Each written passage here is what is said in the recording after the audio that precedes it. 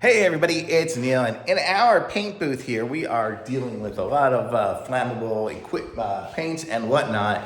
And rather than leaving it around, what we decided to do was pick up this cabinet here, and you can see it's a nice yellow cabinet. It got the flammable stuff on there and everything like that. So we are able to leave some of the paints inside the paint booth while we're working on other stuff and everything. So we got this cabinet here, so check this out, and we've already started to fill it up. Our guys have already started. They just put some spray cans in there. I don't even know what it is, some cleaner and everything like that, but we put like acetone and other stuff in there as well. But this is a really nice one. It closes up and it's got a lock on it down there, you can see, and it even comes with the key and the grounding little pieces there. So you've got pretty much everything you'll need for it, which is nice.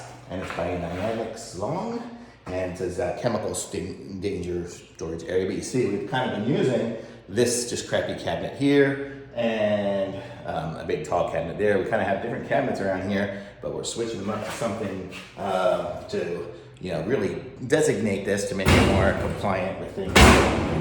Close it up, but yeah, to make it more compliant and work better. Still have a little fuzz on the bottom of it. Actually, might leave that so it's good. But this is our paint shop here, and I'm gonna say this is a really nice cabinet. Comes with a shelf inside, and it's adjustable, so you just put it on whichever level you want. Super nice, and it's got the vent holes in the sides here if you wanted to open it up and allow some venting or exhaust or whatever. There's one on that side, and there is one over on this side here as well. So it's a nice cabinet, and it closes up and works good and solid, and I like it. It's gonna be coming in handy here in our paint booth, so thumbs up.